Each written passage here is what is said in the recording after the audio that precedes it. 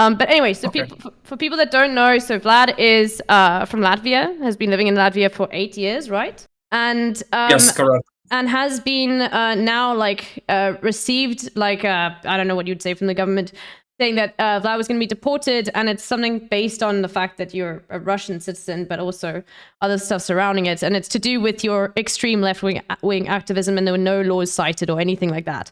So it's really just like clamping down on like any sorts of leftist sentiment in Latvia.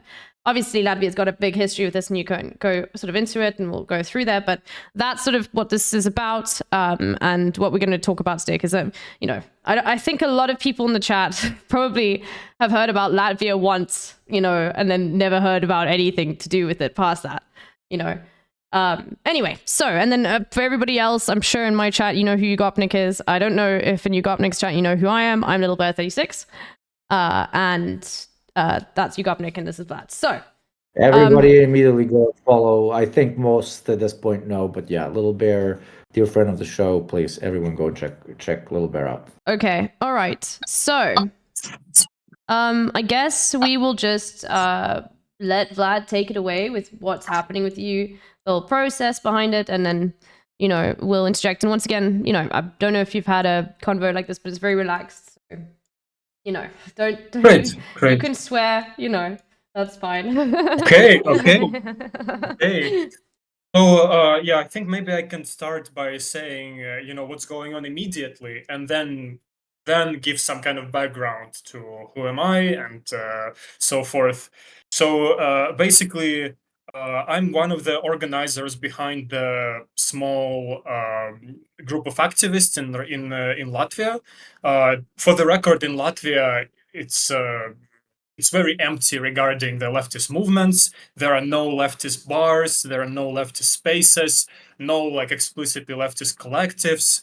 It's quite challenging even to find a place where you can just, in a relaxed atmosphere, talk about, how you hate, I don't know, patriarchy, capitalism, and that you just discuss these topics. Even it's quite difficult to find a comfortable place. So me and a bunch of my friends, we were talking about that oh, maybe there should be some kind of space. Especially we were looking at Lithuania and some other countries. We were looking at how these leftist social centers work around Europe, and we thought maybe we could make something similar in Latvia. And long story short, around a year ago, we started this community center, which was called Maiznica. In Latvian, it means like a bread store. And it's, of course, a little bit a reference to the bread tube and so on. And the space where we organized it is basically a former bread store it was adjacent to the bread factory of Riga. That's cool. So there is this that Stalinist decor with wet and so forth, and with bread.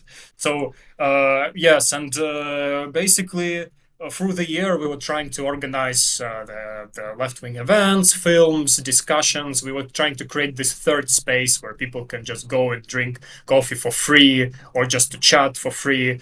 And we've been under monitoring of state securities. And long story short, on 20th of May, I received this letter from the Ministry of Internal Affairs that I'm blacklisted from Latvia without any previous warnings, previous explanations. It's just I'm sitting at work and receiving this letter that due to left-wing extremism and communistic beliefs, I pose a national threat to Latvia, and I'm subject to immediate expulsion. Jesus. So it was an incredible shock. There was also an evaluation of my personal life there, because they need to understand if this punishment is commensurable. And they listed that I lived in Latvia for 8 years. I study in the university. I work here. I also, through this 8 years, I managed to gather up some money and even buy a flat. It's all means nothing.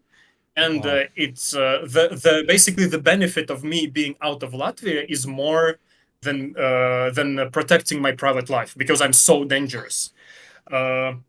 in addition, the basic of this story is that this decision is made by a secret report by state security, and what's on this report is not disclosed. It's complete mystery, and that's why I don't even know what was the specific reason.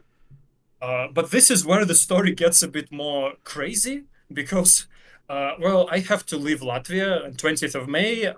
We call the lawyers together with our collectives. We see what we can do. And one of the lawyers say that I need to leave right now unless I want to be expelled like to Russian border, which I hold the Russian citizenship.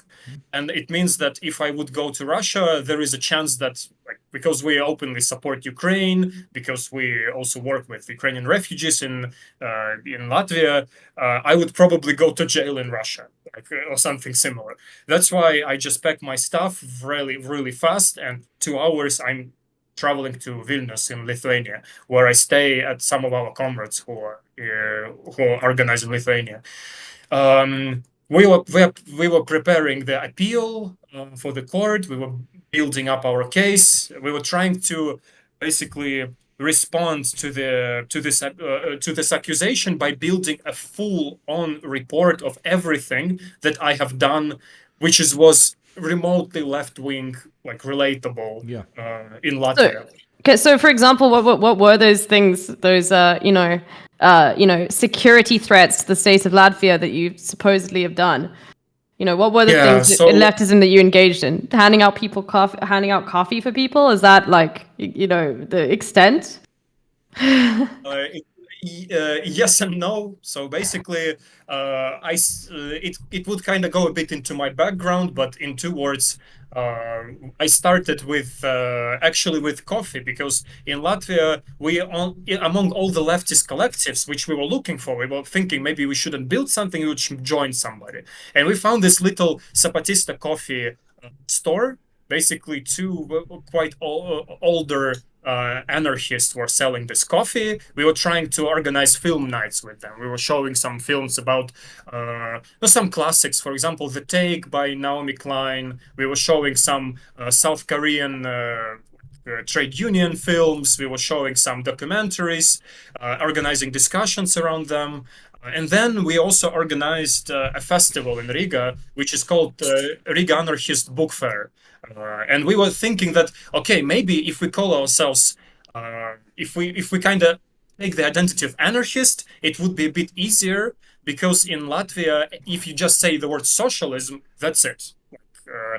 People have very strong connotations with Soviet occupation, with Soviet Union, and it's basically directly tied up to Russia, Putin, and invasion of Latvia. Because there is quite a big concern of people in Latvia that Putin will invade Latvia. And it's happening also because Latvia accepting a lot of refugees from Ukraine, and people from Ukraine tell what's going on in Ukraine. And of course, like, Latvian people have deep concern that it might happen to them as well. And this kind of creates this, a culture of fear which government is using. That's why we took this identity of anarchists, because we're thinking, we're just punks, we play music, we're just having fun.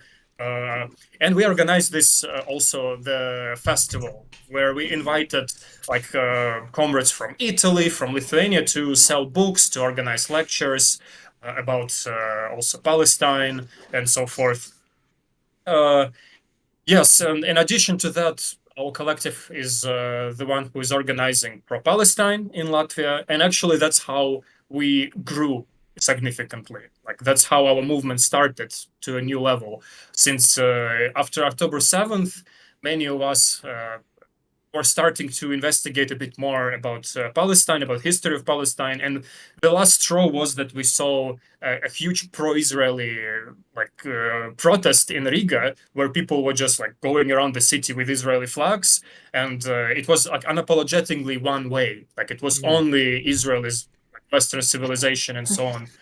And many people were independently, like from each other, very frustrated, and we were looking for each other. some people organize movie nights, some people organize lectures, and that's how we kind of like, by attending each other events, we made a collective and started organizing and organizing protests pro-Palestine. And so this could be quite a risky thing to do in Latvia, since there is a very heavy anti-Islamic sentiment, unfortunately, in Riga. But if we're talking about also our space, Maiznica, again, we were showing films, we were making discussions, book discussions, for example, Orientalism, for example, Eric Hobsbawm on nationalism, and some other books like that. And the final cherry on top, which I think is one of the biggest reason why I was deported, is that I organized open discussion about ideology, which basically is is how to apply Marxism to understand ideology, right? So I explained in this like I had like a little introductory 20-minute lecture about what is Marxism, how is it like developed into like semiotics, into Louis Althusser, into Stuart Hall, and so forth. And then I just like we were just having an open discussion. And apparently, on this very lecture and this very discussion, there was a spy by state security. And this spy. My word. Yeah, and basically, this spy, long story short, he was also attending all of the events of our collective since April. Like all of them. Feds then, were fed. Like, yeah. So basically, this discussion that I organized happened in the end of April, and then in May I'm deported. Then this dude goes to like the festival that we're organizing, and he didn't see me there. So he writes to me in Instagram. I didn't know that he's a spy. He asked me, "Oh, dude, I didn't see you in the book fair.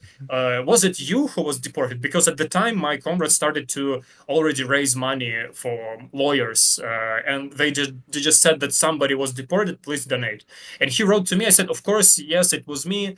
I was kind of emotional, and I spilled all the beans. Said that yes, I was deported. Oh my word! There was no explanation. And then his conscience took place, and he went to his employers and Holy asked, shit. "Why did you deport Vlad?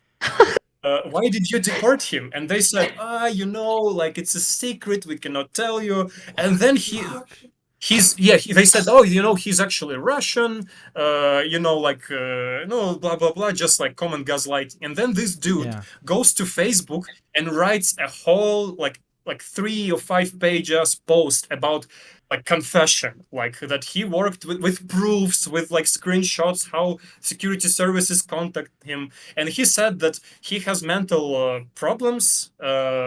He's also like a former drug addict.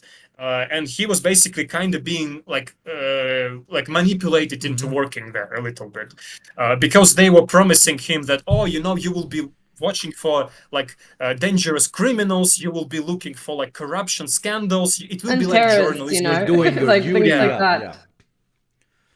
You will be doing your part, you will be a hero. And this guy, he has somewhat like this necessity for attention, and he really wants like to be. He writes it himself. I'm not kind of attacking him in this sense.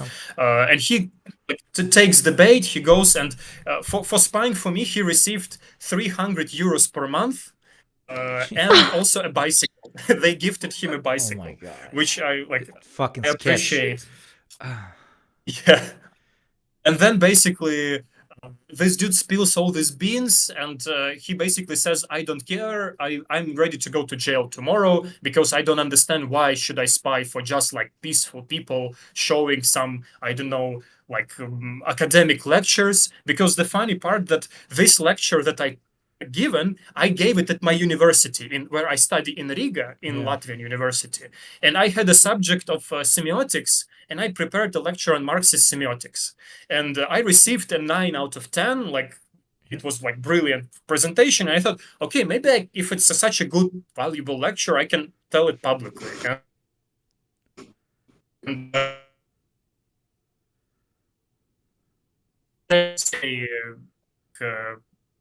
say anything Marx or like left-wing related in public.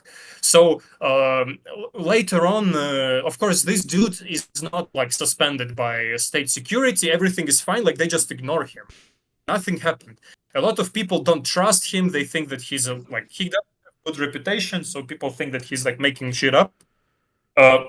When we after we confirmed that it's okay to contact and to confirm it, there is no danger for us to confirm that it's secret or not.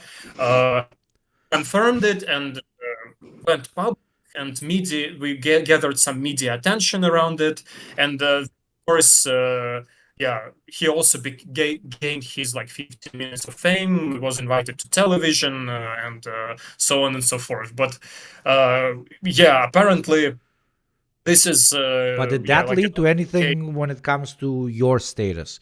Okay, he was invited to TV. He said whatever he said. Good for him. He cleaned his conscience, etc., etc. But did that in any way impact your case with the state?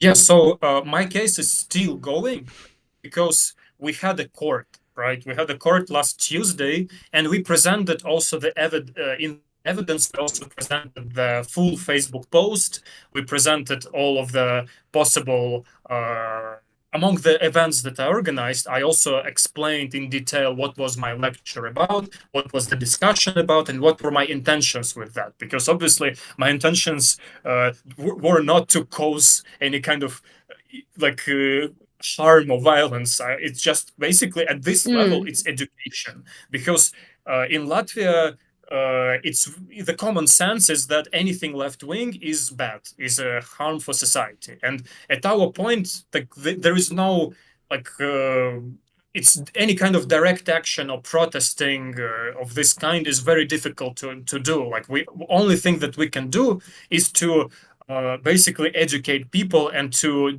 destigmatize left-wing discourse, and that's what and so we can only do it through promotion of discussion, so that people would think for themselves and not to read this lozungs and stuff, but to actually promote open discussion and to improve the image that we're just actually being left-wing activists is cool. We actually think about refugees, we think about migrants, we think about workers, we think about queer people, and there is nothing to be there to reclaim this wokeness, because there is a lot of alt-right culture, unfortunately, in Latvia. And and basically what state security, they kind of it helped my case in a way that they elaborated just a tiny bit on the reasons during the court. They just said that everything that we presented, all my story, all the activities they organized, it's irrelevant to the case, because in their secret file there is something else. Okay. Something else. And also that they deported me not for something dangerous that I did, right? But they say that I was about to do something so dangerous that I had to be expelled immediately, because this something that I would do was so bad that no precautions about my personal life could, be taken. It was so bad not to warrant an arrest, but it was so bad to warrant a deportation. Yeah, I love that insane parallel there. Yeah. Exactly. It's and I have no clue what they referring to. We just me and my collective, we speculate what can it be. I remembered that in the discussion about ideology, I also said, we should do more discussions like that. How about next time we talk about economics, for example? We will have a short introduction what economics is, what capitalism is. Maybe that also would be nice. And I think that because this. Yeah. So chat properly understands when it comes to this country's regulations, particularly on quote unquote spreading Marxist ideas, Marxist theory, and so on, what kind of legislation exists? Do you know? Like, what is actually illegal, so that we can maybe gauge how close you got to the illegal spreading of ideas, as absurd as it sounds, but it's still the Baltics. So she's like, yeah. Yeah. Basically, it's also a very like gray area because officially, you know, which is 100% like illegal, is like glorification of Soviet Union and justification of occupation of Latvia. If you do that, that's 100% illegal. About propaganda of communism, like this is where the gray area starts, because we thought, like our collective genuinely thought, that it's 100% illegal to propagate communism. But yeah, to glorify communism. But my lawyer recently told me that, like, per se, you can talk about communism. You can like explore it in the academic framework. You can even, like, you know, discuss it in a, like, as long as you put it as is like an open discussion, it's legal. So but it's also very gray area. And I can give a good example because but you were preaching, in 2020, though. That's where they're getting you, because you were teaching. You're right. You were out there in front of an audience together with your colleagues. Let's call it that, to keep it, you know, to keep you as much out of trouble when it comes to your potential case. You were teaching, therefore you were not necessarily engaging in a conversation, though a good lawyer could pitch that you were engaging in a conversation because the audience talked back at you, etc., etc. This is all intentional caveats that they want to push in their own direction. Apologies for interrupting, but yeah, they're intentionally vague. You know this better than me. Yeah, motherfuckers. Yeah. Yeah, you put it very correctly, because also that's why we were actually like very scared to, you know, engage in this kind of lectures. But we understood that, I mean, we have to do it. Otherwise, there is no way around it. Like, it has to be done this way or the other. And we thought that since we also kind of we have a lot of, you know, people around our collectives. There are a lot of anarchists who also try to do things in this open, egalitarian way. And I also think that it's a very nice approach. And we wanted to organize this horizontal discussions where anybody can bring their material. For example, we just announced, okay, there will be an open discussion about ideology.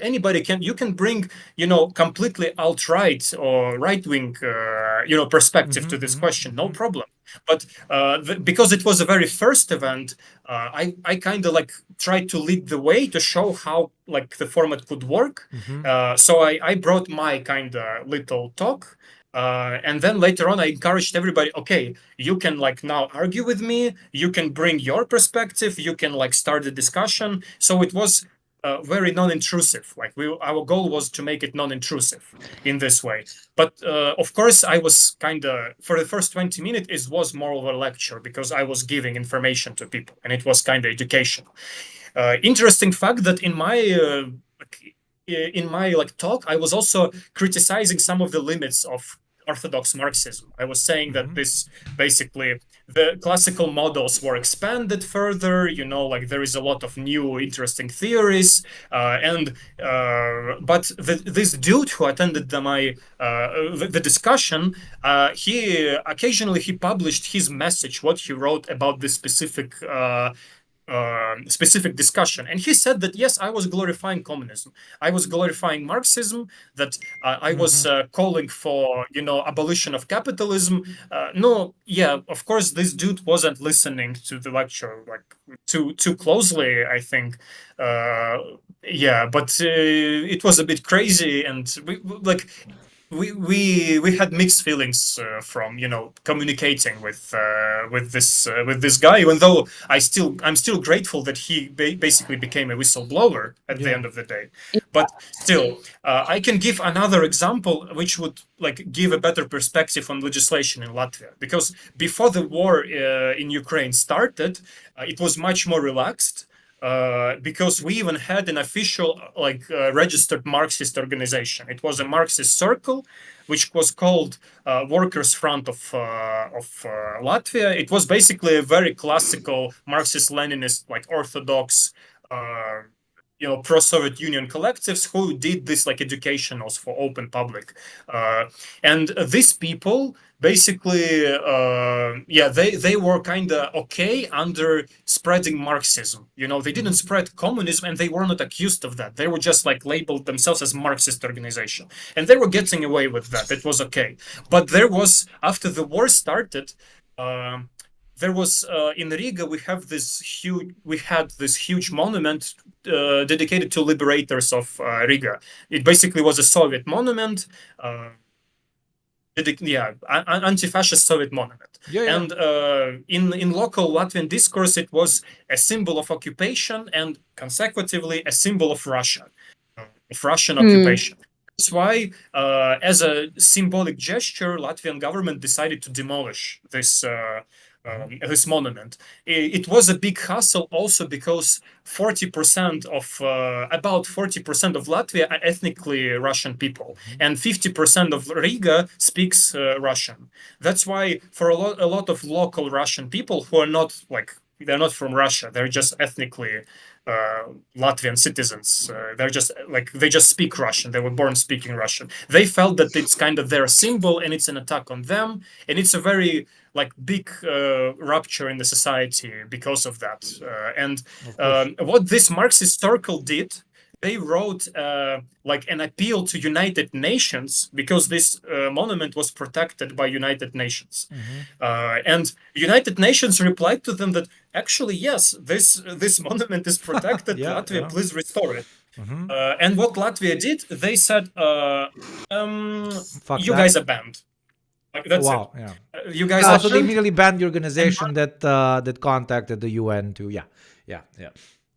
Yes, it's obvious they're organizing, around the Russian threat, and through that against the, in a reactionary manner through their domestic minority, and they're utilizing anti-Russian invasion of Ukraine rhetoric to stigmatize leftist and communist and anarchist-leaning individuals and ideologies generally that are, barely still existing in the country as that big evil that might rise once again, and therefore we must do everything we can in order to stop them, including, in your case, very unfortunately, immediately kick someone out the second they start promoting, not even promoting, even talking about 1% of 1% of 1% of potentially even starting an organization inside of the country. That's why, sorry for the small rant, but that's why everything that you said, and you will continue explaining, of course, this is purely just a completely you were a adequate target of a political target of the state, which wants to make sure that even at the first stage, anybody even thinking about doing something like you did, or starting an organization like you did, that they will immediately be cut at the neck, quote unquote. Thankfully, not literally. You're setting they're setting an example of showing don't do this. So can I add a question on top of that? And it's very much leading on from what Yugopnik is saying. Is so, it's not likely that we're going to hear a lot about what's happening in Latvia. Okay, I'm in South Africa. Most of the chats all over the different world, not many people hear what's happening there. So you said that the spy was on TV, right? So how big of a story is this, right? Do people know your name? Is this such a massive story that your face is on newspapers? How much is this being suppressed, and what is the public support there? And everything to do with what is the press, and how big is this story? Boy, that's a painful thing, because in Latvia, a lot of things and institutions are basically divided between Russian and Latvian, even within Latvia. It's not necessarily sponsored by Kremlin. It's just there are two languages, and two major from either ethnicities of people. yeah, like even of course like Russian community is like a minority, and they have been under some suppression from the 90s, because basically after the collapse of Soviet Union, Russian ethnically Russian people, anybody who moved to Latvia after, I think after 45, after like the Soviet Union occupied Latvia, that basically they were denounced citizenship. All the Russians just like received a special passport which said non-citizen, and they couldn't vote. And it's basically like 40% of country cannot vote, and it creates amazing like opposition, and it ruins every kind of chance to organization. Like no trade unions, no activism is possible like that, and all the discourse is surrounding like Latvians against Russians. Even though like it's like in very like basic, human communication, it's not exactly the case. People actually get on well, okay. Yes, there are like different communities, but they don't hate each other or something. But it's very much, there is always this like stimulus that, oh, we should hate each other, we should hate each other. And basically that's why we have two different medias, basically. And the funny thing that like anything controversial, anything slightly like anti-government or anti-the government narrative is covered almost only by Russian media. Because we have, for example, this huge news outlet, LSM. It has different divisions. It has both Latvian division and Russian division. And Latvian division completely ignores the story, like completely. Wow. And all of the Latvian language outlets, they just completely silent, like almost like to the comedic effect. While Russian speaking parts, they were interested in covering that. And just by even judging like the comment section in both, like because we published our own TikToks, we tried to go a bit further, and we even said, okay, they don't want to cover it, then let's organize a protest. And I think it was on when it was like on Wednesday. Yes, it was just a few days ago. Basically, my partner organized, together with my comrades, organized the protest, and then the media had to attend because there were 100 people came to the about 100 people came to the protest for Latvia. But for Latvia, it's all very a lot because we have zero protest culture. Most of the protests are organized by the political parties, and basically by grifters and nothing else. And that's why it's very weird how Russian media is kind of allowed to be controversial, so that Latvian media and Latvians can point at Russians as being this always in opposition, enemies of the state. Look at them, they're covering and even the comment section, like Russian local comment section, they're supporting me. They're saying, oh, what's wrong with this government? What's going on? While Latvian is almost exclusively, oh, good job, state security, no communism is allowed in Latvia. And they're just completely like putting a lot of shit on people, like for going out for the protest. And they're saying, oh, if you don't like Latvia, go to Russia, go to the real communist country. People actually think that Russia is a communist country. That's why it's very daunting. In Latvia, yes, this dude went to the television, but it was like a Russian section, and it was like it didn't gain this momentum, unfortunately, even though it had some traction, and people in Twitter and Facebook, which are the biggest like platforms for Latvia, people mostly discuss stuff on Twitter and in Facebook. There was some traction and people discussing it, but usually it's completely dominated by nationalists who are just like saying that, oh, this collective is communist, everyone should be deported, not just Vladislav, everyone should be like, we should put them onto jail because Marxism equals destruction of family, destruction of Latvia, and what else was there? Property. And destruction of private property, which is, of course, it's unacceptable. The discourse is absolutely crazy there. Yet, I have to say that we do have this division between youth and basically Gen Z and some millennials who lived abroad and then went back to Latvia, they are quite supportive. For example, the art scene, some of the alternative like media also helping us. So it's not that bad. And among people who actually do something and who actually have some kind of experience in organizing, I do have support, and our collective has support, and it's not a gun case in this sense. But how it would affect my case, we will see on 18th of July. That's where I will get the decision from the court. Gosh. So yes. Okay. And so for now, you have essentially escaped the country because facing deportation to Russia, which you would likely be arrested for because of your pro-Ukraine takes and stuff that you've done before. So now you're in this situation, like, I don't really know. I mean, I guess you could explain it. You don't, by the way, if I'm asking something you don't want to explain, just say I can't talk about that, obviously. So the position you're in now, where has this led you to now, and what would be the process if, like, okay, it turns out they're like, nope, you have to stay out? What are the options for you? I know it's a bit like what are your chances? daunting going into it, but it's very serious. Up of a question as it is, but still, Yeah.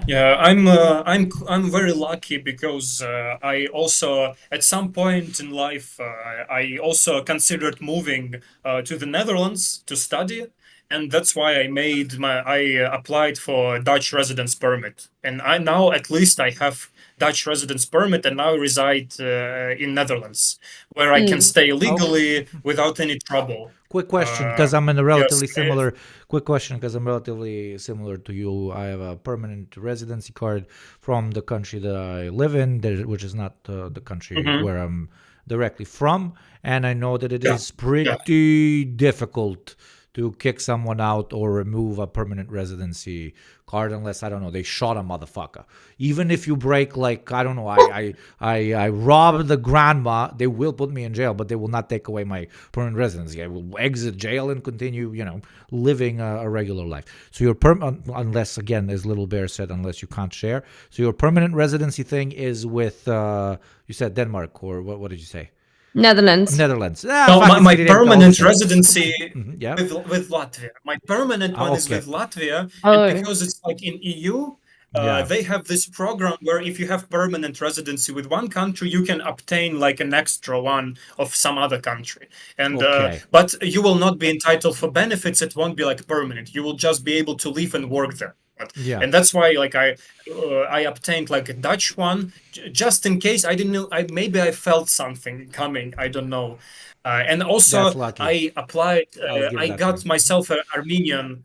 I also got myself Armenian passport because at the time I was not even at the time, I already applied successfully for cancellation of my Russian citizenship, so that I won't encounter any kind of like similar issues in future. Because if I would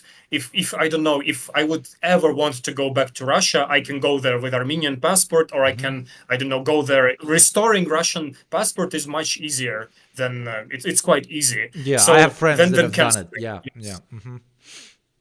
it. So that's why, like, I have double citizenship now, and I do have some options around it. And of course, they the Latvian government doesn't care that I apply for cancellation of citizenship. They don't care that I haven't visited Russia since the start of invasion. It's still you're still the enemy of the state. And maybe I can also give like a little context, because every Russian citizen in Latvia is checked by security services all the time, and they monitor. It's like it's absolutely open. It's not a secret that they monitor every Russian citizen social media. It's constantly monitored. If you support Putin, if you write something critical about NATO, you can be at least interviewed with state security, at maximum deported. It's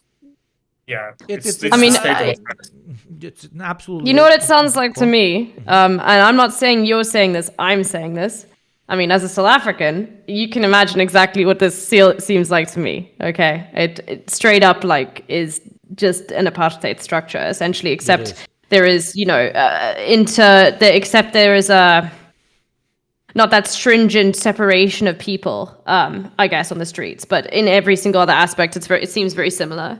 I'm saying that, not you, just to make it very clear, in case you can't. But yeah.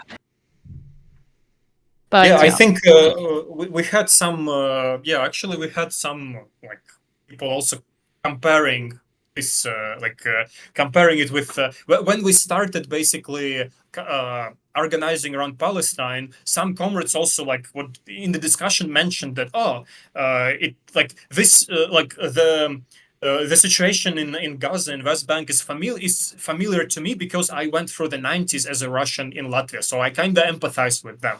But of course, it's a bit over the top because, of course, like Russian citizens and Russian ethnical Russians in Latvia, they can go. It's relatively easy for them to get Latvian citizenship, especially for those who were brought up in Latvia. It's just extra bureaucracy, extra humiliation, and when you were born in a country and you denounce citizenship, of course, many like older people, they're just like very angry and they are very frustrated that how is it possible? Why am I not welcomed in this my own country? But I wouldn't say that people are like significantly disadvantaged or like pursued to the same kind of degree as in South Africa or in Palestine. Even like if we compare, for example, Palestinians who have like Israeli passport and Russians who have Latvian passport in Latvia, I think it's still not even closely comparable because it's just like it's in its extreme, but essentially, I mean, and I'm not going to get into the weeds of this. Apartheid is just when there are laws that mean that certain people in the country get certain rights and other people don't. And so for me, as soon as there's like government enforced rules and like one group of people, one ethnic group of people get certain rights and the other group doesn't, that's apartheid. That's as simple as it gets. It can get as extreme as you want, but you can use the term. Okay? Of course, 100%. Yeah. Okay, yeah. No, I see the resemblance for sure. As I mentioned. Yes, and I think that one spicy thing that I forgot to mention about this like Marxist circle who was banned. One of the comrades there was Lithuanian, and he was deported from Latvia to a Lithuanian border. I think it was the very first like deportation of Lithuanian from Latvia. That's why like border guards didn't exactly know what to do. They just like drove to the border, like there's the sign like Lithuania, and they just said, okay, there's your stop, go. And that's basically it. And talking about the border guards, it's also a crazy story because border guards started also kind of harassing me. They went to the house of my employer at the time, and they started asking, why am I not fired?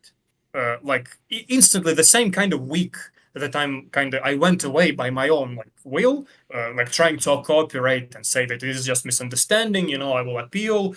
They went to my to my employer asking why am I still working. They went to my university, like in person, asking about me. They went to my neighbors, and they were like looking at me, like to me everywhere. And it's also like crazy how there is no, even like how intrusive can it be? Yeah, but well, that's the start of the turning of the cog of the machine of, let's call it a relatively passive apartheid system. You especially are an additionally easy target, not only because you openly started introducing people to Marxism, but also because you're not even a second-class citizen of the country. You're quite literally an immigrant that has permanent residency. You're the perfect ethnic category to target when it comes to the whole state giving a pitch about how it's really putting a knife to the throat of the pro-Russian, pro-communist agitators in the country, etc., etc. You're ticking every single box, basically, is what I'm saying when it comes to if I was the intelligence apparatus of the country and I wanted somebody to blame and I wanted to waste a bunch of taxpayer money, pretty much, you would be like a complete win-win-win-win from every single perspective, which is incredibly unfortunate for you, and it absolutely fucking sucks. And if it does work on you, they will definitely do it on another person, and another person, and another person, and eventually, if if that's the long-term plan of the intelligence apparatus, eventually even do it to the local large minority which has the special documents, etc., etc. So it's experiment after experiment after experiment, and you were just you landed perfectly. I don't know how they found you. Maybe that fucking cunt, sorry, that nice person that have ended up changing the goofy spy. Yeah. It's dialectical cunt, yeah, and absolutely. But now you're completely in the limelight. Let's just hope that they're, I'm gonna sound like a liberal here, but that they're division of power is legitimate, and that the legislative body is independent of political influence by the executive body or the intelligence apparatus, and how that's going to play out. Because from what you said now, completely removing the ideological lens of comrade to comrade, it doesn't sound like they have a case. I don't think they have a case. So if, again, the judges and so on are not too politicized, I think you might be able to get off the hook, which is leading me to like my main thing. And this is always a very awkward and fucked up question to ask, especially with somebody that's, you what, like 8 years, you have an apartment, you've built your whole fucking life there. So ignoring you got a fiance, part, ignoring that part, like these people are screaming at you like we are not a place for a progressive-minded person who happens to be of the Russian ethnicity, etc., etc.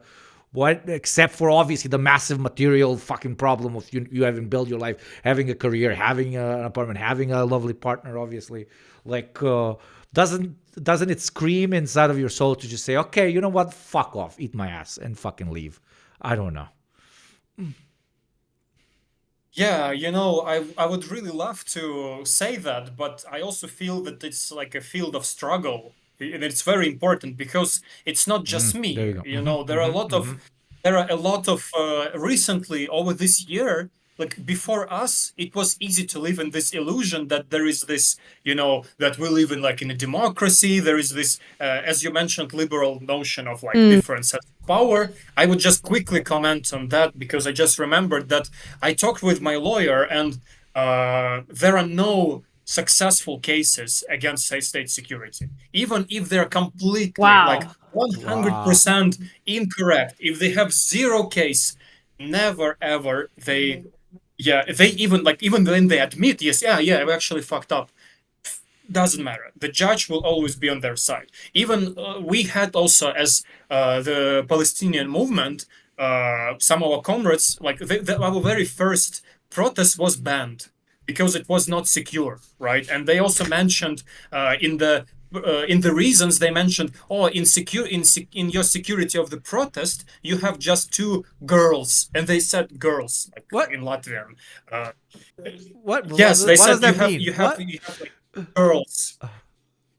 Because we applied for the protest and security, our security, there were just 2 female comrades there, right? And they said, that's 30-year-old, my partner is nothing there. Oh my lord. Okay, now I got it. Sorry. And they said they said that, you just have 2 girls, and that's why it's not secure enough. And of course, later on, we applied again and again, and I think for the third time that we applied, they actually said yes, only because also my partner, she said to them, do you know which other country bans Palestinian protest in European Union? It's Hungary. And then there are people oh, no, of course, yes, if it's Hungary, we don't want to be associated with Hungary. You can go because we respect freedom of speech. Of course, now they respect. So yes, and we The basically liberal aesthetic we grift went to the of court and tried. Latvia is impressive. Jesus Christ. Sorry, it's always it's like Okay, I needed a little bit of explanation for that as someone who, does not understand the dynamics of why That's that not comparison is that's bad. not the only it, story. it's I know about Hungary's politics and how right wing it is, but is it like a thing within Europe? Like comparisons to Hungary is like, no, we're not like Hungary, you know? Yes, it's Yeah. basically Uh, Hungary is Eurosceptic and sometimes pro-Russian. We absolutely love the European Union, and obviously we are anti-Russian Federation.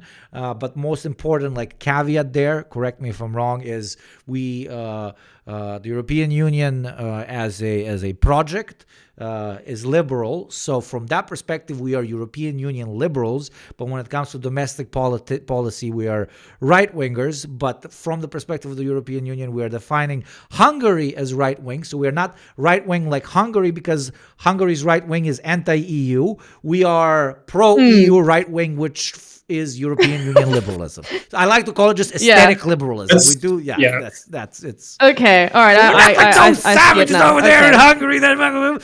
The only difference is like the savages in Hungary are not pro EU. That's the same. You're doing the same thing to local minorities, to fucking everything is the same.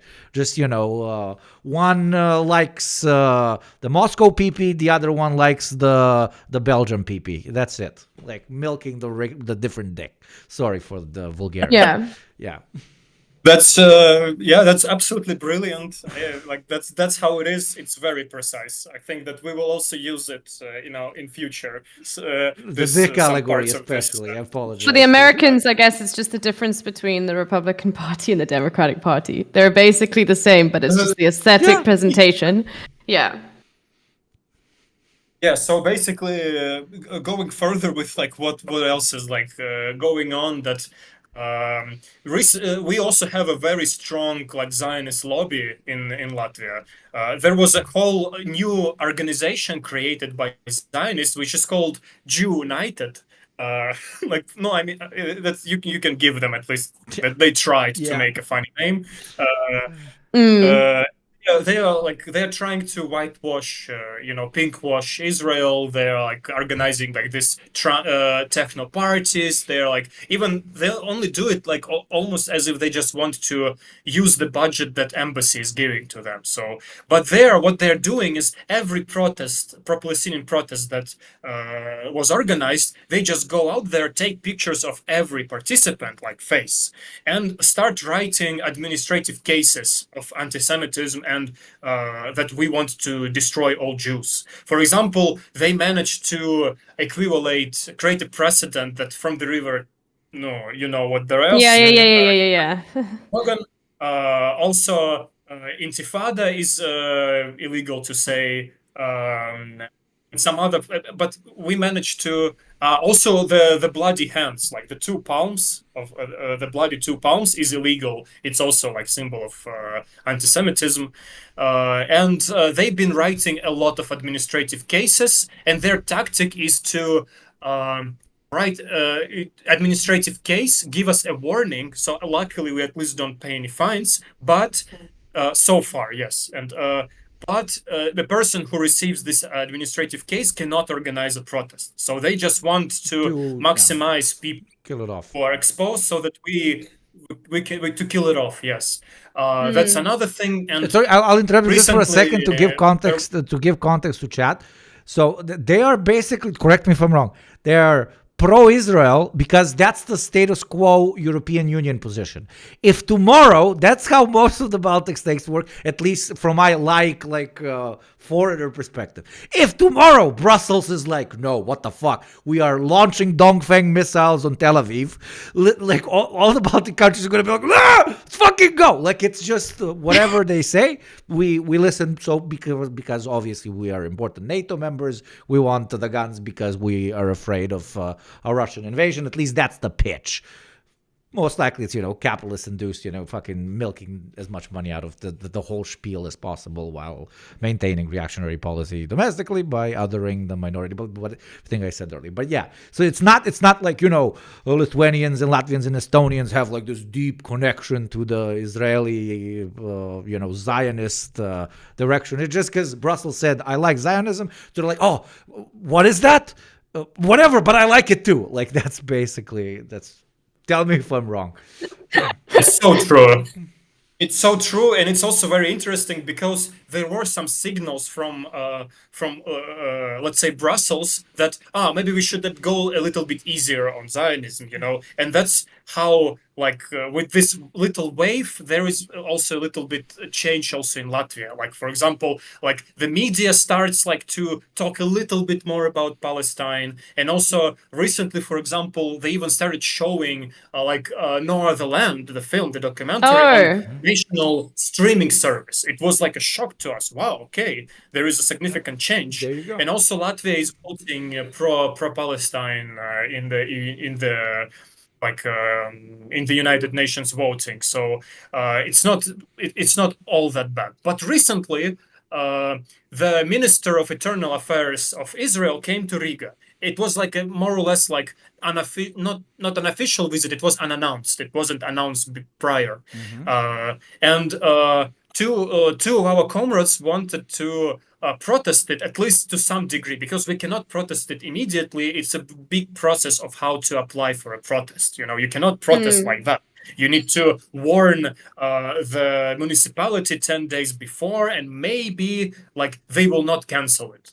But if you just go pop up with the protest, you will be there will be an administrative case or even worse. So two of our comrades made a little flash mob. Basically, they stood on the highway, next to the highway with kufiyas and the flags, because they knew that at the time there would be a car with Israeli. Yes. They were standing there, and policemen came to them twice. First time they came, they managed to fight back, to say, okay, we have the right to stay here. It's not a manifestation. They're literally two people. And they also kind of defended their rights, and policemen were just a bit shocked that somebody knows how to talk with the police, and they went away. Another set of Another set of policemen came later on, and they decided to use very polite tactics. Now they're very good police. They came and said, okay, we understand. Let us just stay with you because we want to protect you or whatever. Okay. Right? They wanted and they were just hanging out with them for I don't know, for 3 hours or something. It was also funny. Many cigarettes were smoked. But they gave, But then they actually gave an administrative case to one of them at the end of all that. For what? Actually, my partner sent 2 administrative cases. For unsanctioned protest, basically. That's how, unfortunately, that's how it is.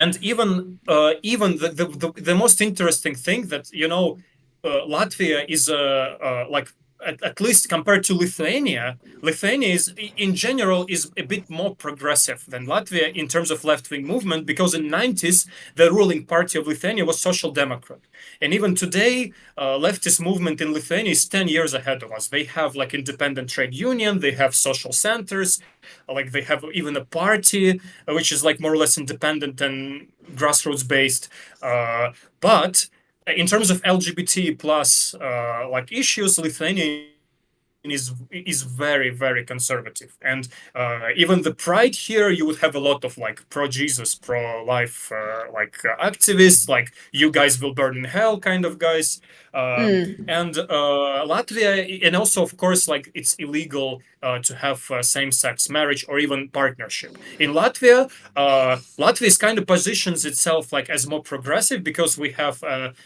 openly gay president. We have also recently there is a legalized civil partnership among same-sex people, but at the same time, recently I don't remember if they took this law, but while this law about not they wanted to make it illegal to have a Latvian flag together with pride flag. Because it's kind of discredits Latvian national identity. Big problem. And what happened? this law wasn't taken. It was just like under discussion. And while the pride was happening, in end of July, while the pride was happening, we had a bunch of comrades from trans community with this kind of flag with like rainbow together with Latvian. They were suspended by police, like almost to the point of applying force to them, and they were given like an administrative case, even though there is no even like a law passed about it. So this kind of like repression is like going further and further, and we feel that even if yes, I'm like deported for good and I'm not appealed, if we don't create some kind of case around it and attract like maybe even international solidarity, it would be more like there would be more and more pressure. And like this kind of case, it's a good moment to attract attention of people to this and to tell that only with activism, only with organization, we can fight it and defend our rights. Like I'm not talking about any like not revolution, not like I don't know taking power or whatever, just like basically defending our rights. So far, like at least defending our rights as tenants with tenants unions, defending our rights as like workers with workers unions, like defending our democracy by like having not just parliament, which is completely bureaucratically outside of people, but to have some kind of grassroots connection. And this sounds like for if you for Marxist theorists, it sounds like very basic, like it's very reformist. But apparently, in Latvian context, even these things are ambitious, very ambitious, very impressive. Absolutely. No, of course. Okay. So I guess. Oh, okay. I had a question, but sorry, I literally forgot it. So I guess just continue. But yeah, I wanted to share one story also.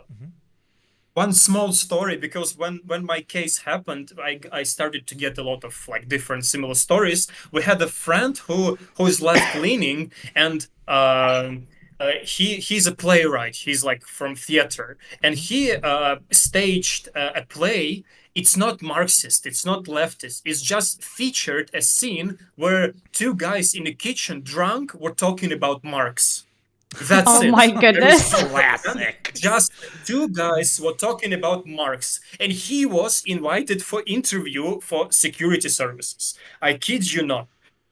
Are they going to ban people from playing, American Pie by Don McLean? Because there's a line that says when Lenin wrote a book on Marx in it. Yeah, I mean, if they want it, they can. If they want, soon they will do it. And another fantastic thing that our state security services and their website official, they have a pamphlet, How to Spot Left-Wing Radical. And it's so brilliant. It says that left-wing radical have cannibalistic lozungs like eat the rich. Yeah, baby! Yes, let's take literally cannibalistic. Yeah. Yes. Of course, we like very literally want to eat the rich because for state security. If you're watching that, I'm not a cannibal. I don't want to eat the rich. Okay, please. State security. Have you ever heard of allegories and metaphors? So.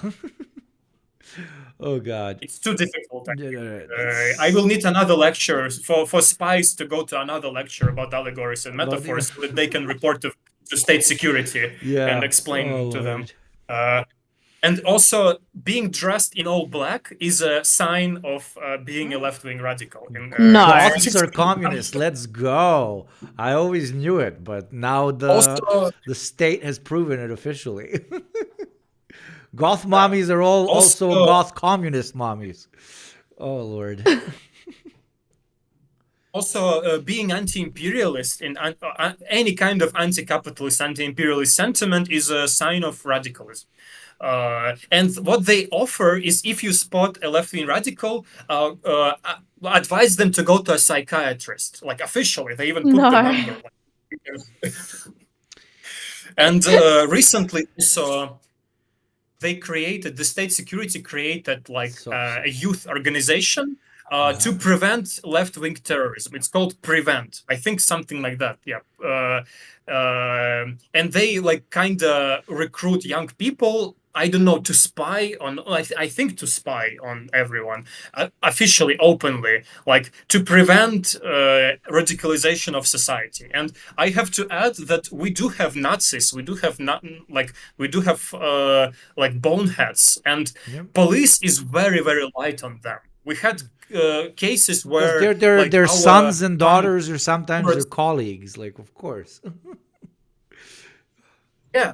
We had a case where our friend, who's underage, like 17-year-old, he was beaten up by boneheads while the police were basically looking. He was being harassed openly for yellow shoelaces, while police is like, oh, there is nothing like to worry about. And they're like, it's very concerning that, how tolerant, like, police is to Nazism and right wing, even though there was some big, like cases where people were jailed, but like usually it's after they've done like something like already like openly illegal. But just for the left-wing extremism, like people can walk around with like swastikas on their like hands, and it's completely fine.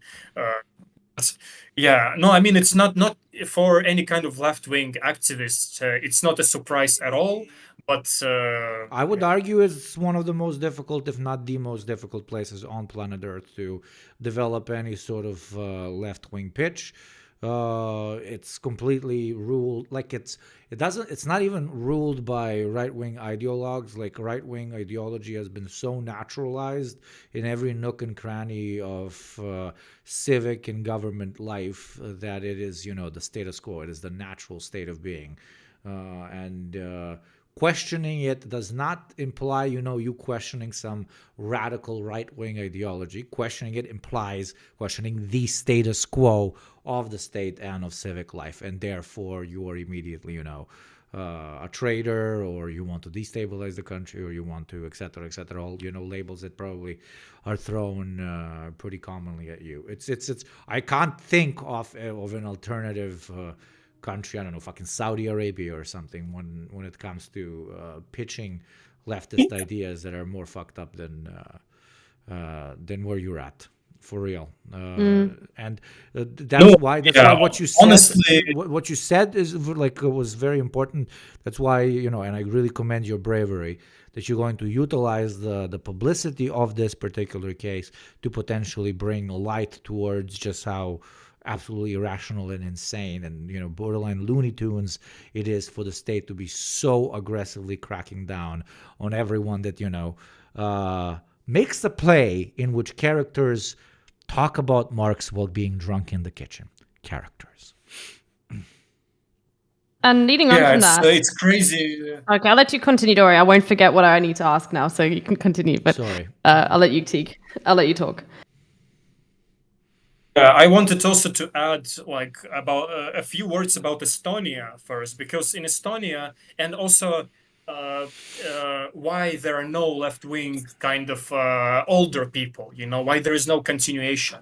And in Estonia, for example, the older like generation of activists, they were just like terrorized by the state. None of them were jailed, none of them were like deported, but state was constantly threatening them individually, in a group, and that's why they couldn't form a collective, because they were scared. And right now in Estonia, there are many kind of like individuals and a lot of cool artists who are left-wing, and there is like stuff boiling, but they cannot form like a collective.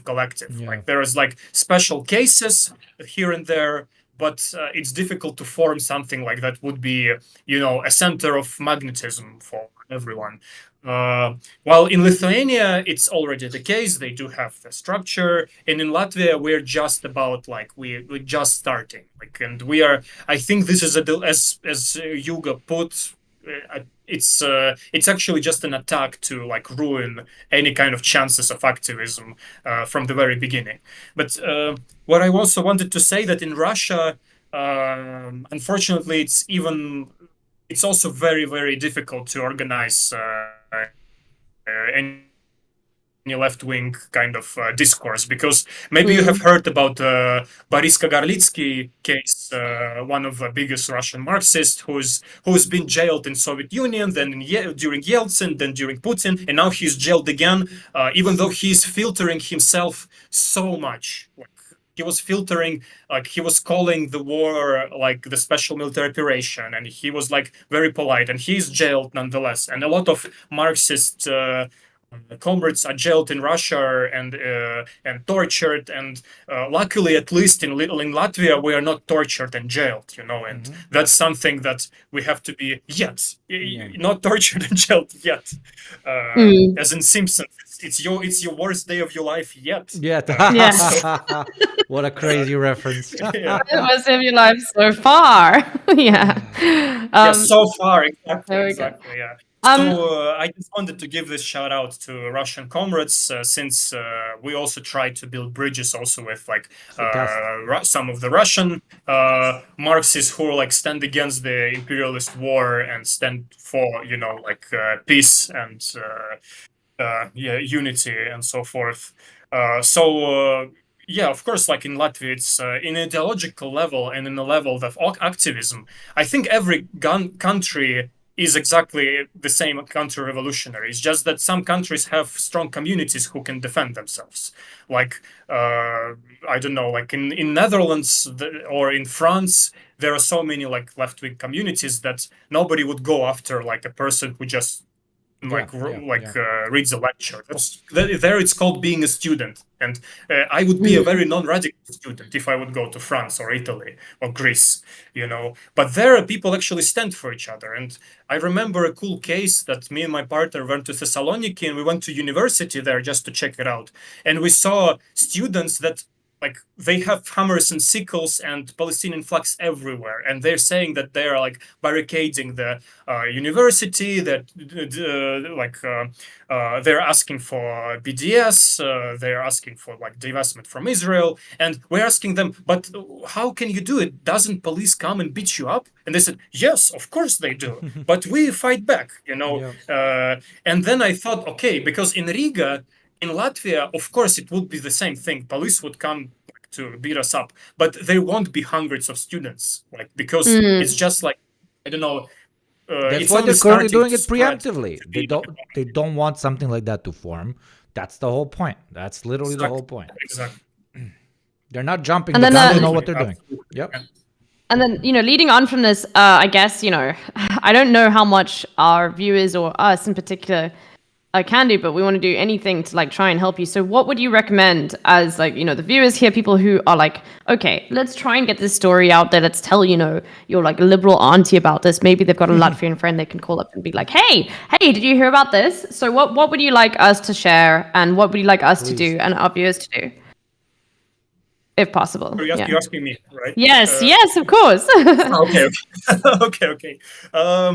I think that, of course, like this stream already is a big help to us. So it's just like to put across what Latvia is about, and that EU is not as monolith. Like there are if some people like in France or the UK are organizing and facing one set of problems, for us in Latvia it's much worse. And I think that just to spread this around, maybe to help us with the media outreach, to spread our press release around the media, leftist media, or just share my screen quickly. I'll share my screen quickly. But this article here that you send, is this something you'd like to just send around? This one in particular, because you sent me an Instagram page, which I'm not too sure. And then you sent me this list, and I was like, oh, okay, it's probably this one right here. But this one is the one to send around and talk to. Okay, all right, perfect. I'll post that in the chat for everybody. Please do. Spam it this straight article up. was prepared by our Scottish comrades, and it's based on our press release that we prepared with explanation of the situation.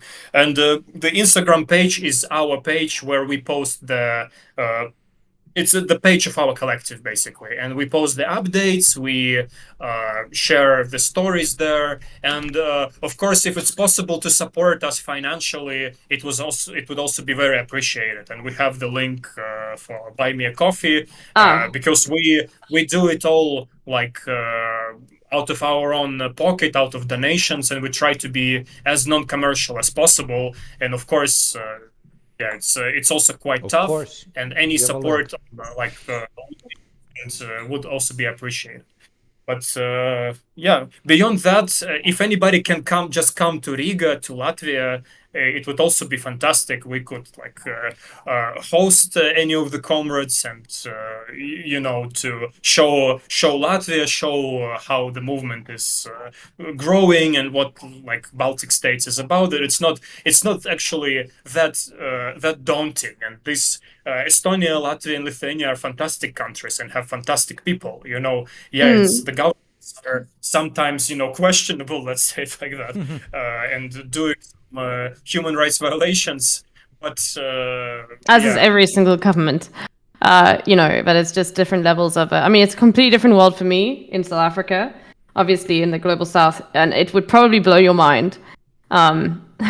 Here, the politicians here have to grift to the left, so they have to grift on left-wing issues. Like, all of our past presidents have been designated, they're like out and about, they say they're socialists, they're not, they're fucking neoliberals. So it's a completely different world. And yeah, of course, with regards to like Europe, it's very much just the same flavor to differing degrees throughout, as I'm hearing over and over again, with Hungary being like the one exception, the freak out of everybody else. But still, every single country is doing the same, But yeah. Of course. And then I guess we can open up to the chats if anybody has any questions. I don't mind reading them out, but just specifically, just so I don't get confused with other people's questions, just type question and then write your question. And then we can pick through all of them. But yeah. Do. As we're waiting for the questions to come in, I just wanted to say, you, to an extent, I didn't expect the conversation to go in that direction, but you gave me optimism when it comes to a potential, even minuscule growth of a leftist movement in the region, almost exclusively from you as an example. 99.9% of people would be completely dissuaded when facing the problems that you are, and yet you see potential, as I said earlier, opportunity in this entire apparatus, which is directed at you, as a potential to bring more attention and to even grow future organizing in the country proper. So I'm not just obviously I'm giving you a compliment which you deserve more than anything else, but I'm also inspired by the fact that a comrade without many to his left or to his right, I mean shoulder to shoulder in the physical world, and in the grass touching land, is still willing to stand so strong behind his principles, that if that doesn't inspire people, I don't fucking know what will. And if anybody listening to this has 7 million excuses on why they're not organizing IRL, please look at this gentleman and what the fuck he's doing, and you will realize that your excuses are not on par. Let's just say this. So yeah, I'm inspired. And that fucking rarely happens. Trust me. Massive hats off. Thank you very much for kind words. I'm actually, I'm very flattered, but I'm very lucky not to be in prison or tortured, and I'm relatively off. I'm supported by community of loving people, and yes, and organizing. It's not just suffering. It's also finding loving people and loving community, and something to have meaning, it's also very rewarding in this very again dialectical kind of way. Yeah, of course it is. Yeah, of course it is. But also you're being modest, which I fucking hate. So please stop. Okay, I'll start with the questions. I'm gonna jump around, but I will get to everyone. Please do. Yeah, go on. Get some water, Okay, you so guys I'm gonna start with Commie Space Invader. Question I left during the beginning. Can you please reintroduce yourself? Like, what's your name? And just a brief introduction, just for people that just came in to know who you are and what this is about. I mean, they can also go back in the VOD, but I want to get to every question. Sorry, I mean, oh, you want me to say it again? Okay. So just reintroduce yourself briefly, like what your name is, and then, briefly, why are you here? Yeah, okay. My name is Vlad. I'm an activist from Latvia, and I was deported from Latvia, blacklisted as a national threat, and deported for basically left-wing extremism and communistic beliefs. Like, the state security doesn't elaborate any further. It has been confirmed that we were being spied on, and the spies confessed that. It's long story, but now I'm campaigning, and my comrades in Latvia campaigning to bring me back and to use this to build momentum, to build a wider leftist movement and support in Latvia. Yeah, that's in 2 words. Yeah. All right. Question from Robo Astronaut Cat. Hey, so what is it like for Palestinian immigrants in Latvia? If there are any, I'm curious. I'm not sure if oh, okay, Very good question, actually. Yes, we do have of course, there is no we know maybe 3 or 2 Palestinian immigrants. Yes, it's not easy at all for them, because usually they have to have very high qualifications and be indispensable to Latvia to maintain a good status there, and. It's also very difficult to bring any kind of relatives with them, and it's also very spied upon. So obviously, every Palestinian in Latvia, at least okay, we know just 2, right? And one of them is even just half lives in Latvia or something, right? And all of them are being spied on. All of them being called for security service to talk. And because of 7th of October, they've been asked oh, do you support Hamas and so on, and it's also quite ugly.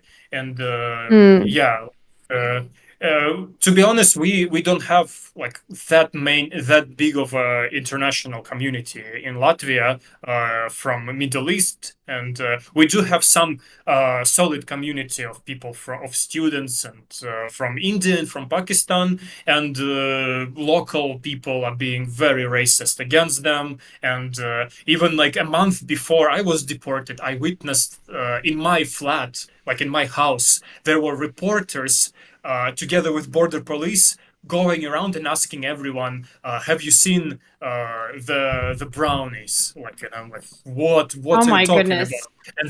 And then they were the reporters were saying that, and reporters said to me, no, the brownies, the kebabs. And I'm what are you talking about? Go fuck yourself. And it was absolutely crazy. And the level of racism is also very much perpetuated by the media in Latvia, and they're deliberately constructing this image of white replacement and all this old-fashioned racist propaganda, and people do believe it. And if it's not Russians who are to blame, they would blame, I don't know, this 12 or 50 students from India who are just working hard labor jobs of deliveries or service and so forth. Okay, and so the next question is also sort of being answered through the discussion, but you can, I guess, briefly summarize, because it's summarizing the whole thing. So the next question is from Kubashi. How strong is leftism in Latvia? Which, we've been into depth, yeah, but I guess it's just a summary. Yeah. Yeah. Summarizing, left-wing ideas in Latvia are crushed, right?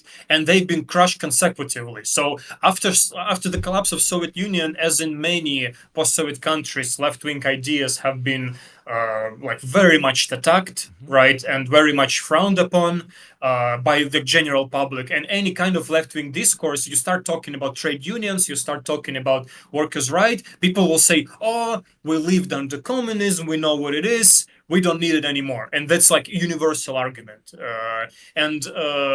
Yes, in Latvia, even like anarchism is also absolutely crushed, and left like 2 generations of left-wing activists were like terrorized to the point that they had to, I don't know, go and live in the countryside as a commune. Basically, it's confirmed thing. Like previous generation of anarchists, they just live in a commune somewhere outside. They don't really up for contacting us or helping us or whatever. And basically, there are no places to even discuss anything left-wing. You cannot go to the bar. Yeah. You cannot go to the bar and talk about, oh, I love Marx. You know, people will frown upon you and you will not feel comfortable doing it. There are barely some leftist films shown here and there, barely some discussions about Zizek. Yes, and it is very tough. But I would say that general people are... Sorry? Oh no, just sounds going off from a raid. Please, no, it's... Okay. And basically rounding it up, I think that, but there is still a very big soil for people to to organize, because a lot of Generation Z people in Latvia, through watching TikTok, for being exposed like also to the going to the West and seeing other collectives, and they are very they're ready to like to question like liberalism and some of the basic like this like common sense ideological things. And I think there is a huge potential. I think maybe in 2 years we will have, if not renaissance, but some kind of significant increase in left-wing sentiment. That makes perfect sense. Like I like to say, the post-Soviet world, the post-socialist experiment world in general is where, how do I put this, where the Red Scare 3.0 is being not only tested out, but has been most successfully applied to in history, even better than arguably in the United States. But as you beautifully put, like with travel, with the younger generations, with access to pretty much the internet and interacting with media and sources and information and videos and shows that they might not have had access to like 20 years ago, because they would just be watching whatever is on cable TV. Those ideas can potentially spread with people like yourself, obviously on the ground, being able to utilize that to the core, but also like from just a classic like Marxian perspective. People need to understand that the first, for example, 10 to 15 years of developing a free market economy are absolute fucking nightmare. Okay, that's what we all like to call the 90s consecutively, like in every nook and cranny, in some places much worse than in other places. But that period is horrible. But afterwards, there is a sort of like early stage opening up of the free market, early stage capitalism, etc., which has less hyper concentration of capital when it comes to, the petit bourgeois, the small local businesses, the so-called, as cringe as it sounds, entrepreneurial spirit. So it does generate a relatively comfortable way of life for a very large part of the population. But we are now seeing, 35 years after the fall of the Soviet Union, a lot of these countries entering the later stages of greater monopolization of capital, of large foreign capital entering the country, buying everything out, and opportunities for domestic aspiring capitalists or aspiring, labor aristocrats and very well-educated proletarians and so on is lowering, and that will give potential fertile ground for people to start re-questioning just how amazing and liberatory this capitalism that we've been given post counter-revolution, or call it whatever you want, is seeming to be. And that's fertile ground for both the growth of barbarism, but also for the growth of socialism, depending on what organizations are on the ground to utilize those particular contradictions. So yeah, that it absolutely makes sense. That's why, Eastern Europe, Central Europe, Northern, all post, Soviet and post-socialist countries, their potential, ironically, interacting with class-conscious politics is far further in the future than countries that have never had any sort of, not successful or unsuccessful, any sort of socialist experiment in their past. It's a very absurd but very true dichotomy of. It's certainly potential. interesting because it's not something that I would ever assume at all. Like, I don't really. I mean, I've lived in Europe before, but as a kid, but I've never understanding, the interpolitics between, Western Europe, Eastern Europe, and everything sort of in between is something that is very new to me, and I have only really learned through interactions with other Europeans on Twitch and things like that. Yeah. All right. I'll go to the next question. I don't know how and if you can answer this. So please, if you are I'm not going to answer this, go for it. So, question: how can we develop a mutual Balto-Slavic indigenous movement analogous to the Zapatistas? We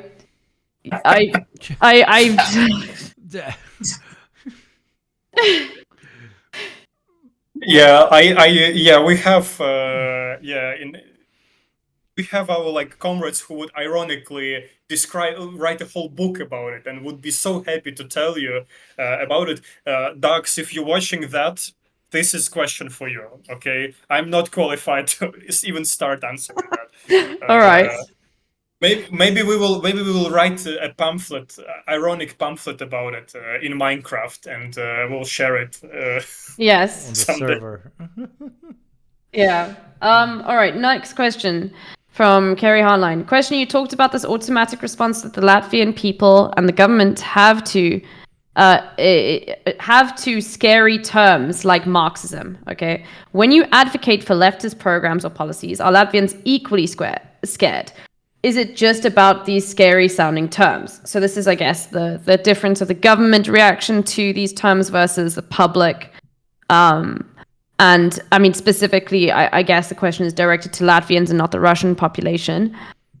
Is it just about these scary sounding terms? Yeah, that's a good question. And we were also kind of trying to find our way around it. And initially, we were thinking based on this example of this Marxist circle that I was talking about, who was just banned after they kind of symbolically supported Russia by standing for this monument, right? Basically, we were thinking that anything that if we would openly support Ukraine, and we would openly state that we are against Putin, and which we are, and we would just highlight it a bit further, and we would avoid any kind of pro-Russian, pro-Kremlin accusation, we would be fine. And we were thinking that these are the evil words, that we should avoid. And also, by consequence, we would need to avoid anything Soviet Union related, right? For example, I don't know, any kind of Stalin books, or even Lenin. We had discussion: maybe we should remove and not display anything by Lenin. Yes, but then of course later on, as we experimented, basically we found out that actually, even if we completely go away even from Marxism, and we would openly, even if we would denounce Marxism and go into anarchism, doesn't matter, because even if we say we're anti-fascist, being anti-fascist in Latvia meaning supporting Putin, because unfortunately it's there was an organization in Latvia which called themselves anti-fascist, and they were supporting Putin on the grounds that that Putin has this narrative that invasion of Ukraine is denazification, and he is the ultimate anti-fascist by doing that. And there was a group of people who were considering Latvia also to be this fascist state, and they're anti-fascist, and they're basically calling for Putin to come and to make an order. And that's why there is this huge mark on any of the terms now related even to anti-fascism. Gosh. Yes, unfortunately. And we were thinking that, we were trying to very much filter ourselves and to use, this dog whistling words. For example, we were not trying. I was trying not to talk about like explicitly Marxism, like the orthodox one. I was trying to talk about critical theory, for example, or feminist theory, of queer theory, and which is basically, yes, it's all the ideas of the same spectra within the same kind of like orbit, right? And we would not like lie to our audience in this sense. We were talking about critical theory, and then also we were thinking about renaming our anarchist book fair to autonomous book fair, and because we basically are, at the end of the day, we work by consensus, and consensus was no, we still need to go with the anarchist book fair because we kind of need to stand for our principles. And I don't know, like it's very difficult to say what would happen if we would rename ourselves or if we didn't use the word Marx.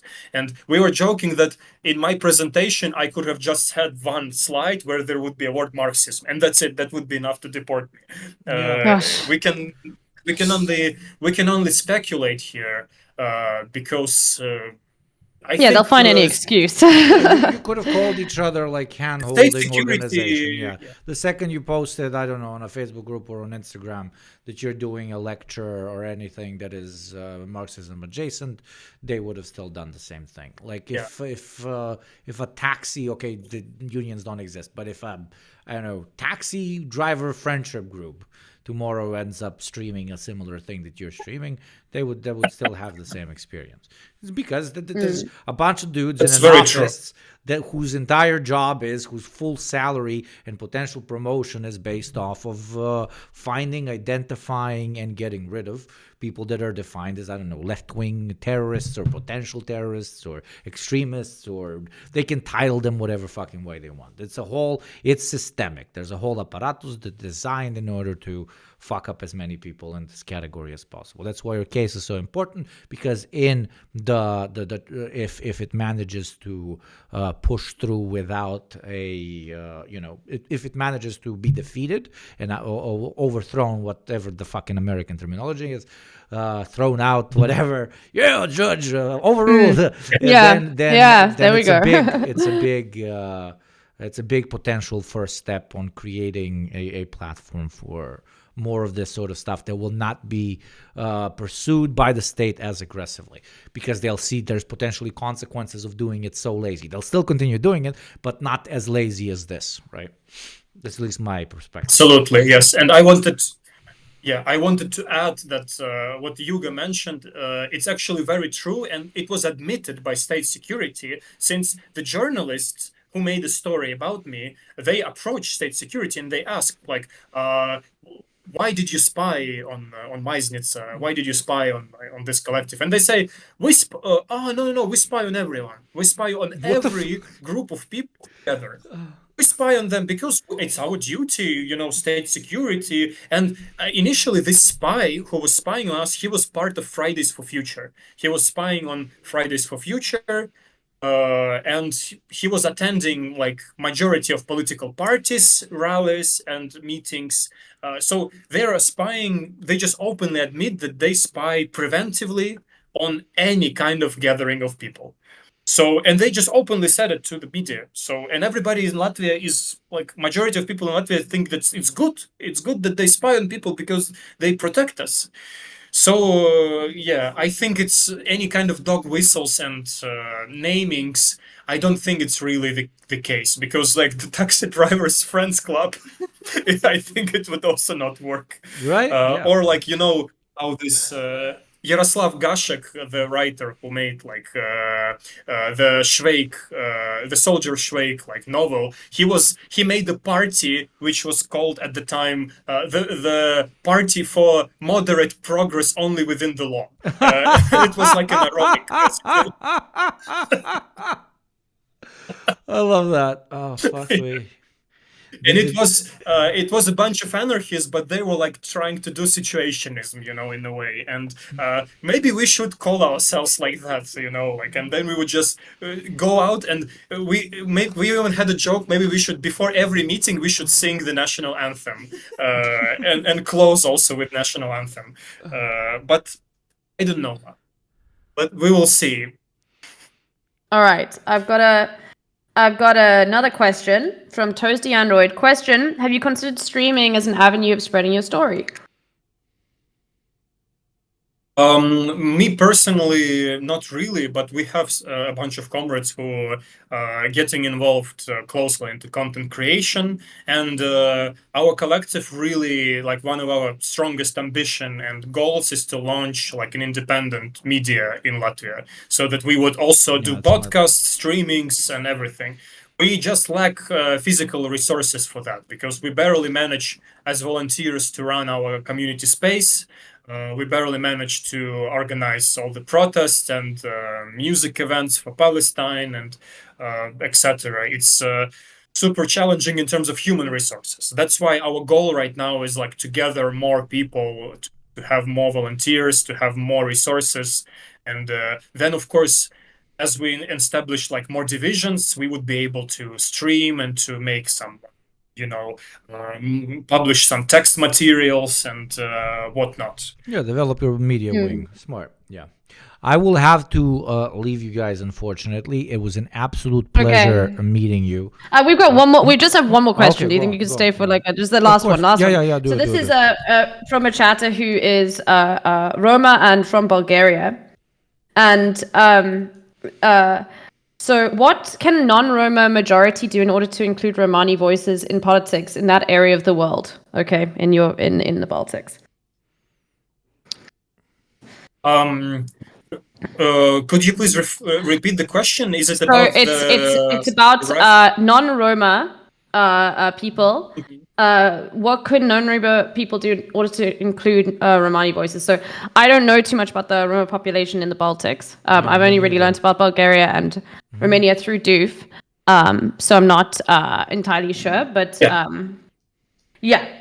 I think I get it. Yes, we also do have a minority in especially in Latvia of Roma people, right? If I'm not entirely like well educated on this question, of course, and some of our comrades are doing a bit more research right now, and they're trying to reach out to Roma community to also see how they are marginalized and to study specific mechanisms of marginalization, because unfortunately Roma people in Latvia, especially in Riga, are marginalized, and they're like they're not in the best place. But we can only, like, at the moment, we can only speculate on the specific reasons and mechanism of this marginalization. We also have one of the projects to study like marginalized minorities of Latvia and to develop some kind of maybe quasi-political campaign and awareness campaign about their status and what to do. If comrade who asked this question could reach out to our Instagram account, and we can work on it together, because we would appreciate, for example, maybe some kind of like remote lecture, remote talk about Roma history. That would actually be super valuable for us. Yes, of course, and Doof is very much into that. I will send the Instagram and all that sort of stuff here. I'll just post it again. But great. Yes, of course. Okay, and then I think that's it for the questions, and we can just wrap up now because I know Yugopnik's got to go. But I'll just say thank you so much for coming on, and once again, like, when we hear about the case, I'm willing to have you on again. So you just reach out to me, and I'll organize this all again. And here's another post for everybody else. The other stuff, and there's the Instagram. And also just a big thank you to Yugopnik, because for me, navigating a lot of the stuff to do with European politics would be very difficult. And obviously, like, I respect you as a creator. We're colleagues in the space and comrades as well. So thank you for joining as well. And least I could do. Thanks for organizing it. And one more time, thank you so much. Mad respect for everything you're doing. Good luck with the case. Please PM me personally over on Discord. I love to try and do whatever I can to help. For the chatters, obviously links for support, especially financial support, are either pinned or being posted. Check out the Instagram, follow them there. Check out the financial support link is on the Instagram page. It's a link on the Instagram page. So there's an Instagram page for people to know. And then here's, once again, this is to send to people if you've got a Latvian auntie or someone who has a Latvian like friend you said share this to people. The point is to get like this out there, so it doesn't get covered. So it gets covered, so there's more eyeballs on it. Absolutely. Anyway. Thank you so much, Hugo. I'm also a big fan of yours, and my partner also absolutely enjoys the program. And Send my love. we were having a blast listening, and mad respect to you, and good luck also with everything you do. Thank you. Thank you. No, it was a genuine pleasure. And I would love to stay in contact. And who knows, maybe one day we can meet up without this annoying ass mask on my face. With Little Bear, without the wallpaper, without the profile picture, of course. Yes, yeah. It would be awesome. That would be amazing. I'll go on tour of Europe. Yeah, of course. Oh, hell yeah. Especially Anyway. Easter. The real. No, not Of the real. course. The opposite. Don't even get me on my fucking rant about how I never say I'm from Europe. Yeah, go on. Okay. Thank you All for right. the kind Okay, I won't. All right. words. All right. Well, thank you, everyone. And yeah, this was absolutely wonderful. And keep in contact. And once again, you can ask me whenever you would like to come on. All right. So Absolutely. you let me know and I'll sort it out. Truly, thank you, be proud of Hugo, and yourself. thank you so much, Vlad. All right. You're an impressive dude. Thank you so much, Littlebear, for organizing it and for. Of course. And thank you to hosting me. Sherman, who was the chatter who spoke to me about it in the first place and got me in contact. So, Absolutely. Least we could do. Anyway. Thank you, Little Bear. All right. Thank you, Thank you, Vlad. Shalom. You're an impressive specimen, man. Genuinely. Keep me updated Yeah. and ping me. Thank you. Thank you. All right. You're an impressive specimen. I actually said that sentence. Well, chat, that was absolutely lovely. We got to promote a brilliant young man in his struggle, which I wouldn't wish on absolutely anyone. Incredible dedication to even attempt to organize in his country is beyond impressive. I would not have the courage or the audacity. The military apparatus, the intelligence apparatus, the state, absolutely everything is against you. Arguably the most, what I said earlier, the most staunchly, not just from the systemic perspective, but also from the status quo ideology of the country of the nation is radically anti-communist, and for you to stay in there and fight the fight, or even in general to live there as a communist, is truly impressive to me. Truly impressive. It's even making me question some of my particular opinions, because I live in a relatively similar part of the world, ironically not as bad as his when it comes to direct oppression of anti-communists. And I always told myself, I will do my part online, because there's no way I can organize domestically here. It's impossible. It's a failed cause from the get-go. And then I meet this motherfucker, and he's doing it in the fucking Baltics. He's doing it in the Baltics. It's like doing free the nipple in Saudi Arabia. Do you understand me? Like, it's what? Like, really? It's in the best of ways crazy.